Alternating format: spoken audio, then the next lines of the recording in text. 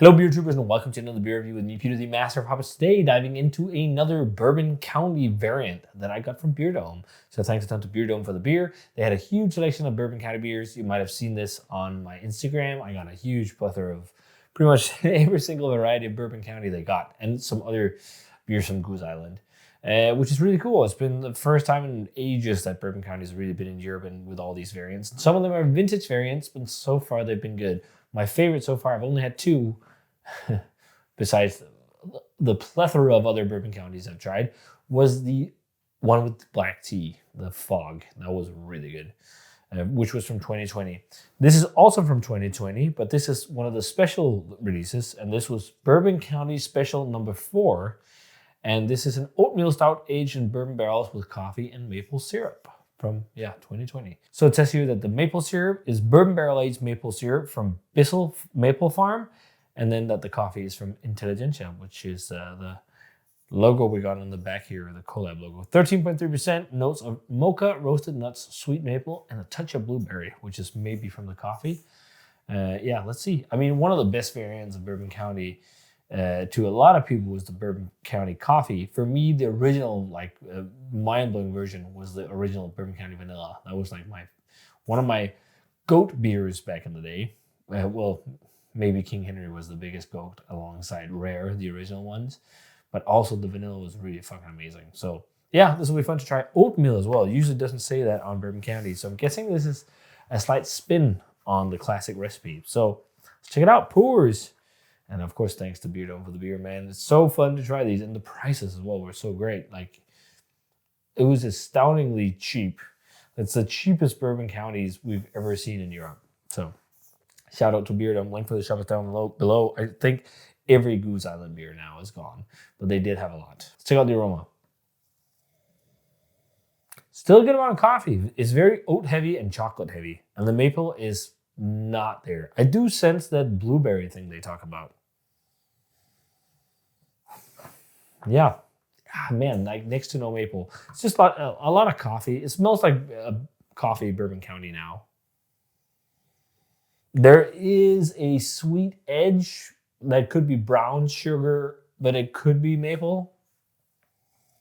I totally get that blueberry thing. It's got a little bit it's weird. Maybe that's the age. There's something that reminds me of coffee grounds. But also like roasted, charry, rich bourbon. Very chocolate driven, this version. Like, it's funny how different barrels and everything is so different with barrel aging and adjuncts. And although Bourbon County is, I guess it's not normal Bourbon County, but some beers, even the same beer you put in working with barrels, you put the same beer in 4 barrels from one producer, and every barrel is different. It's so weird. Some barrels are more bright and vanilla, some more charry and chocolatey and whatnot.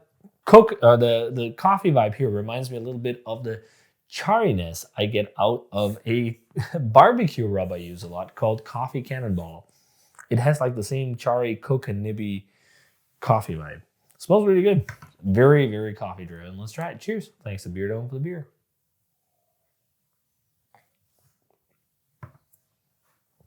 Yeah, nowhere near as rich as the Fog. The Fog was almost like modern stout. I'm guessing it's because the honey it had a lot of honey. It was not fermented, so it gave a lot of body, because sugar will give body. This is classic Bourbon County body. It's lighter and drier, but with loads of bourbon character and lots of coffee. It really tastes to me like coffee grinds and that rub. That barbecue rub I have with coffee. I get less of that chocolate coffee vibes. The maple is non-existent at the moment.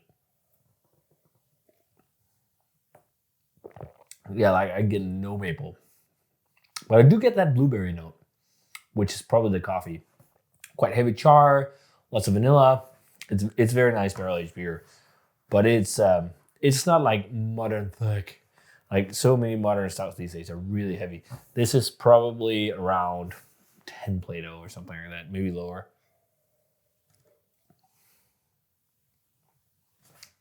Could also be something about CO2 levels. Bourbon County has always had high CO2 levels, and that's maybe some part of it as well. But it's great. It tastes awesome. The coffee character is really nice. It's like this deep umami-rich coffee. Savory. There's almost like a smokiness about it. I still think the fog is the best one. The Kentucky Fog out of 3 now. Cola, this, and Kentucky Fog. Maybe because the Kentucky Fog was richer and the tea just worked so well with the base beer. Like, it was amazing. This feels very familiar. It's very good barrel-aged beer. Lots of coffee flavor. Again, the maple is just not really there. I'm guessing it's fermented away. There is something that reminds me of brown sugar. There's some toasted nuttiness. But I really like this umami coffee thing that's going on that reminds me of this barbecue rub. It's from a German company called Ankerkraut. And they make a rub called Coffee Cannonball. And it reminds me of that. But for being one of the highest rated versions that came out in Europe, it's not my favorite. The tea totally is. And there's one of the lowest rated. But I think drinking it now, the tea one now kind of makes sense why it might have been off-putting a bit, because the tea was really intense now. So I'm guessing when it was really fresh, it was maybe too much. But yeah, it's still great. It's still great. It's like, it's comparing it to something like KBS. KBS has suffered so much over the years now, I think. And you can definitely see that it's an older recipe. Maybe it's changed a little bit, but it's more dilute. Well, KBS is also an old stout with maple and coffee, right? And chocolate. It's just much more diluted, much lighter. It doesn't have the same intense bourbon characters. It feels almost like there's a little, like a shot of bourbon in it. It's not as layered and rich as this. This is still layered, complex, awesome drinking. It's just not up to the same standards as some modern stouts. And I think it's partial age and partially because it's not as rich. I love the more modern, richer approach. Like, this is borderline in terms of body, I think.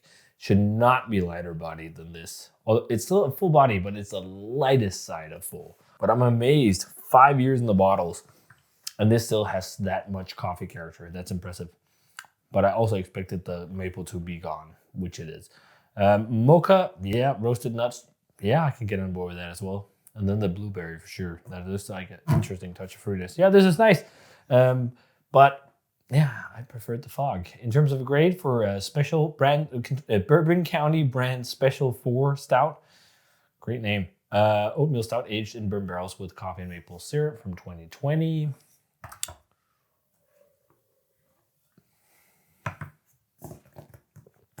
What am I going to go? 92?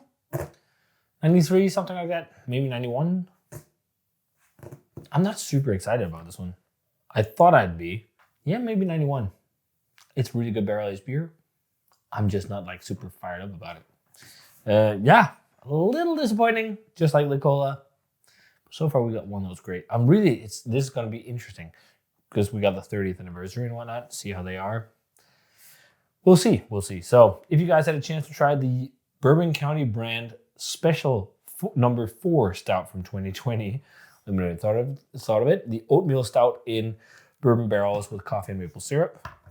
And as always, remember to comment, subscribe, check out the Facebook fan page, Twitter, and Instagram. Give the video a thumbs up if you enjoyed it, and ring the bell for future notifications about videos. And I'm going to say cheers and see you guys in another beer review.